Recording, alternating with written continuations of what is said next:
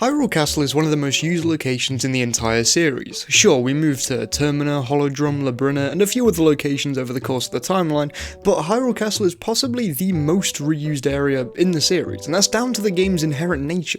This is The Legend of Zelda. You'd expect the Princess of Hyrule to have a part to play in most of, if not all of these games. Something else that has been done in the past and after Twilight Princess is using Hyrule Castle, or a darkened version of it, as a dungeon. Oftentimes the final dungeon of any given game. In the 3D games, the trope has most notably been used in Ocarina of Time, Wind Waker, Breath of the Wild, and Tears of the Kingdom now, though that's less of a final dungeon. But I've got to be honest, it's taken a good few years for me to finally warm up to this place, and it's probably a reason why I love the game so much at the moment.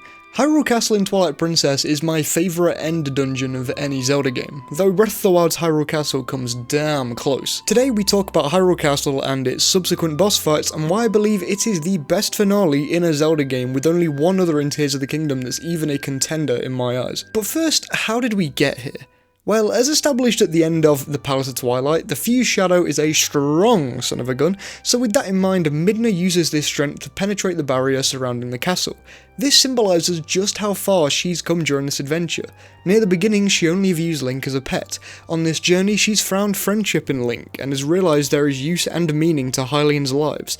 She is willing to risk her life with the interloper's power for the people she would have thought to be lower than her before. It's a great way of showing a progression that we'll be talking a bit more about later on. For a second though, before we get into the courtyard, I want to talk about the placement of this game's Hyrule Castle, and why it is so much more than I think it is in every other Zelda game, barring the Era of Wilds. Hyrule Castle has a place in this world, and in times of hardship it is a beacon for those who have succumbed to the darkness. It is the beacon of hope that Princess Zelda inhabits, the protector of Hyrule. Until the very last second, the princess tried her best to help her people. Throughout the game you're tasked with returning to Castletown more than any other game. It's where Telma's Tavern is, one of the more interesting and just generally best locations in the game. It's where a lot of the best mini-games are too. For all intensive purposes, it is the hub for this rendition of Hyrule. For any of your needs in the middle to late game, you're likely to go back to Castletown, and that's by design. Despite Hyrule Castle actually being in danger, this little town full of people just living their lives aren't fazed by what's happening unless they're taken in by the Twilight. This town is your reprieve from everything that's going wrong. After a hard day's work in the Arbiter's grounds, you're likely to return here out of your own volition, not because the Temple of Time is in the area and you've just got to run through the town to make your way there. No, it's just so you can prepare for your journey ahead, and that's a feeling that isn't replicated much in the series, and isn't replicated with any other rendition of Castletown in my opinion. I think it's further exemplified with things like the crowd density. The crowds in this Castletown are unlike any in the series, so much so that the hero of Twilight, the protector of this version of Hyrule, wearing the garbs of the protectors of Hyrule's past, isn't even really noticed in this town. Maybe this is speculative, but I like to think that for Link, this is a reprieve from the attention that he gets as the chosen hero from pretty much everyone out and about. He's on a mission, but here, he gets to just be a person, and I think that's a very satisfying way to show somebody who might have something like imposter syndrome finally getting to have his moment of calm while he weathers the storm. Funnily enough, I called the first episode in this series The Calm Before the Storm, and if the first section of the game is that, then I like to think that Castletown is the calm during the storm.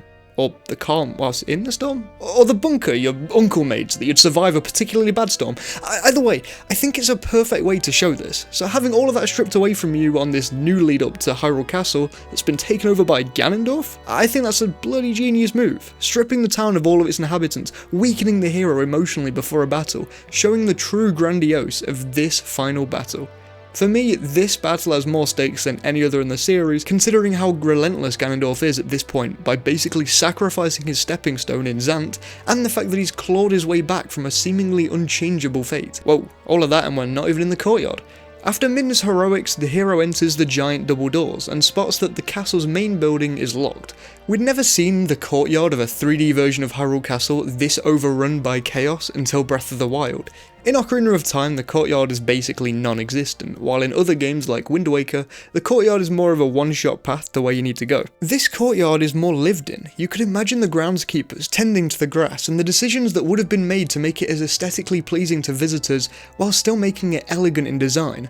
Apart from this, there's not much to say about the courtyard, to be honest. One thing to say about this dungeon as a whole is that a lot of the enemies you're fighting are villains that you'll recognise, and I think that's a great thing. You start off in the courtyard fighting bokoblins and Kargaroks. As you ascend through the floors of Hyrule Castle, you start to see more and more enemies you've come to expect as the game's gone on. Enemies like Dynalphos, Airalphos, Ghoulrats, Stalfos, Lizalfos, and Darknuts.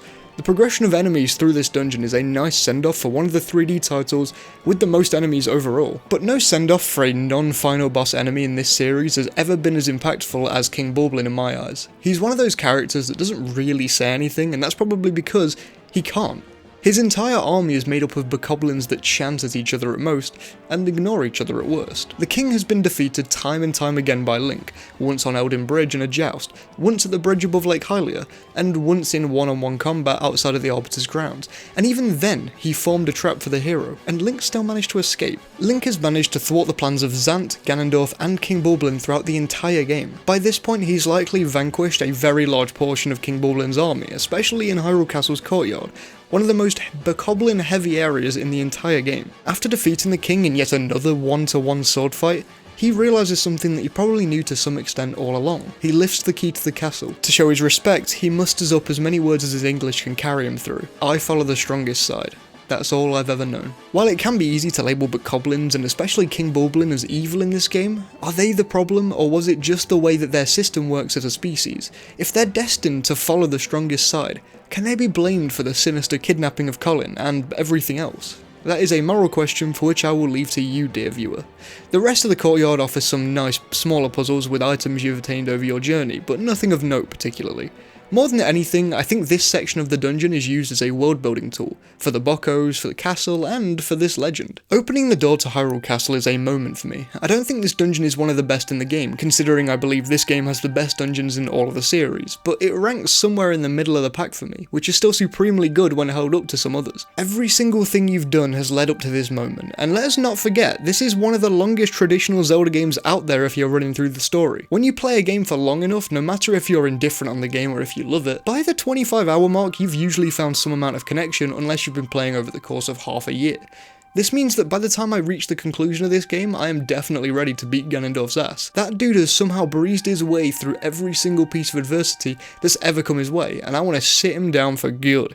Since I haven't been doing this for every other dungeon, I really don't feel like going through every single puzzle step by step for this one, especially seeing as we're reaching an epic conclusion here. But as I said, I think it's a good final dungeon. The enemies are well selected, the theme is done impeccably with the climb all the way up to the throne room of the castle, plus it's awesome to see pieces of armour that Hylian soldiers wear set up on armour stands.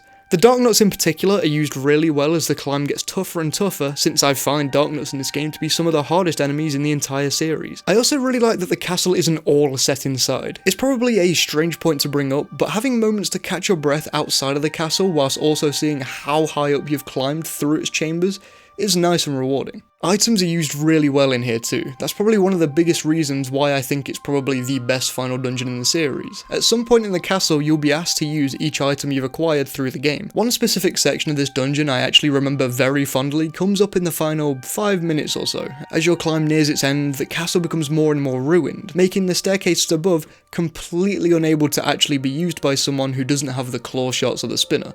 Having small fighting trials mixed in with climbing these ruined staircases makes for a satisfying end to the dungeon. This is amplified since this climb is capped off with a double Darknut fight, a fight I always seem to struggle with. This leads us to the throne room, the culmination of the Hero of Twilight's journey, and in a very roundabout way, the end of the Hero of Time's journey too. Let's not forget that the Hero Shade is the hero from both Ocarina of Time and Majora's Mask. He's been training the Hero of Twilight to finish the job seemingly a century after the events of his battle with the Tyrant.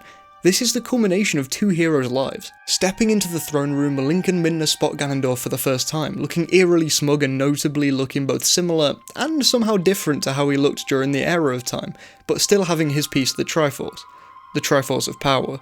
making it clear that this will be a battle of the likes that Link had never seen before. Since I also don't want to just recap the story to end off the retrospective, I'll say that this version of Ganondorf is clearly one of the most powerful we've seen, possessing the Triforce of power, clearly outwitting what became of an entire realm of people, escaping his supposed eternal imprisonment and having the courage to go through with his plan. He doesn't have the full Triforce, but I'll be damned if I said that he needed the other pieces in the first place. This Ganondorf is the full package. He mocks Midna and her people at how easily they're deceived and how easily the interlopers were cast aside by the light spirits when creating the fused shadow.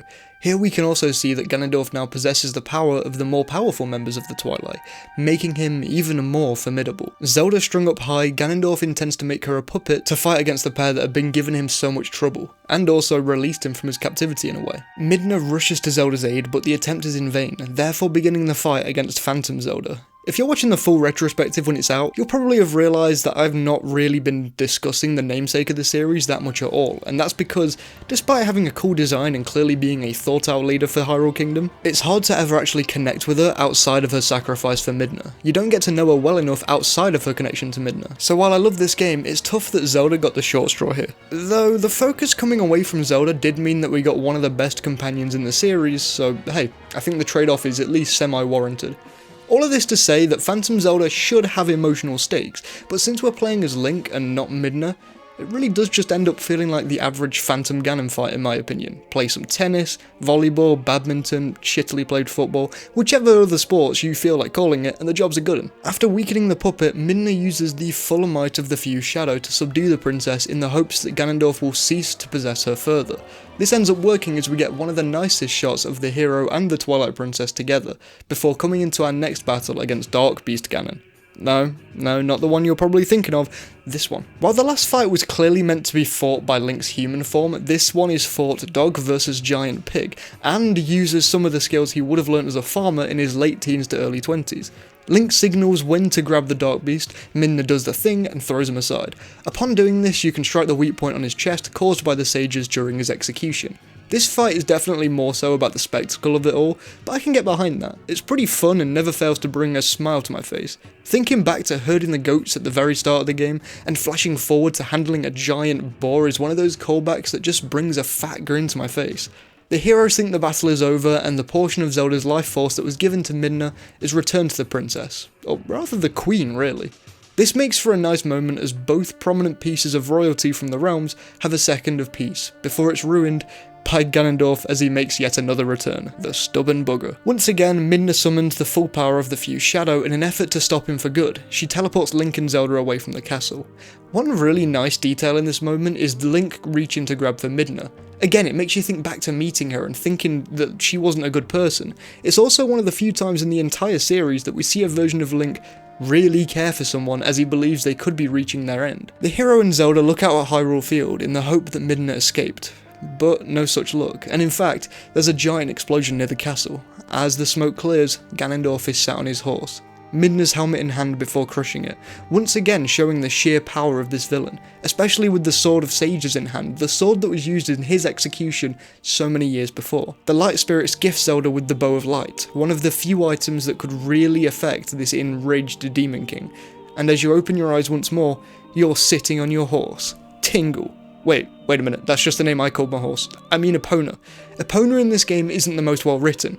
Go figures, it's a horse. But it's definitely the most involved one of the mounts in these games has been utilised, since it's your main way of traversing Hyrule Field, and the field is way bigger than Ocarina of Time's. Fighting alongside Epona at this stage in the game feels like a perfect send-off for one of the characters that you've been with on this entire journey, through thick and thin. That being said, I am indifferent on this fight apart from the emotional impact of being with Epona. I've never been a huge fan of horseback fights in any game, not even in Elden Ring where they seem way more thought out. Once again, fighting on the hills of Hyrule Field is nice, but I find it memorable for its spectacle more so than its battle. Link slashes at Ganondorf one final time, and his body seems to go limp before his horse gives way. Ganondorf lay on the field, the dirt obstructing the hero's view, before he stands up, showing his relentless determination. Link hops off his trusty companion and approaches the villain. Ganondorf whips out his sword with the intent to blot out the light forever. And what ensues is one of these single coolest fights in the series. In the middle of Hyrule Field, the castle in the background, darkness versus light. There's not much I can say for the fight itself, it really just is a one-on-one sword fight, very similar to the Darknuts, but with the emotional pressure of avenging Midna and all else who fell to Ganondorf. It feels like a battle you must win, not one that you're winning because you were the chosen hero, but a battle that you picked. And we've talked about how Link can wrestle a Goron and he's herd goat with his bare hands and stuff, but this fight showcases that this hero can actually push Ganondorf back in a sword lock. That alone is impressive, but let's not forget that Ganondorf has the Triforce of power. Link is genuinely a beast at this point. He uses all of the techniques given to him by his ancestor and finally settles the score, driving the Master Sword deep into Ganondorf's wound. He stands to meet his demise, getting his final words out, before the Triforce of power abandons him, and all that's left is him, just barely breathing, before Zant deals the final blow and breaks his neck. The pair left on the battlefield look around in amazement as the Light Spirit greets them after their journey, with someone knocked out just below them, Midna's real form. Midna's arc fully complete, being someone who's twisted, an imp, something you wouldn't think to be human. As the game plays out, you see her becoming more human, having compassion, before she's finally seen as a human, or a Twilight in this case. For the future of her people, Midna has to go back to the Twilight Realm to be a true leader this time, and help her people. The princess and the hero say their goodbyes as Midna steps through into the Twilight Realm, breaking the Mirror of Twilight in the process. Roll credits. But that's not all, folks. The full version of this entire retrospective with about 10 to 15 minutes of added director's cut material, Zack Snyder, I'm coming for your ass, will be releasing sometime in the next month, so keep an eye out for that as it'll include a ton of stuff I never got the chance to mention, side content, Ilya, and all that kind of good stuff. So while this retrospective is basically complete, there's a little more to go in the full video. I hope you'll rewatch the retrospective from the very beginning when that releases. These are the patrons and members of this channel. Sumji and Thomas Drury Wong are even cooler for being my top patron people. Please subscribe for more weekly Zelda content, and I'll see you soon.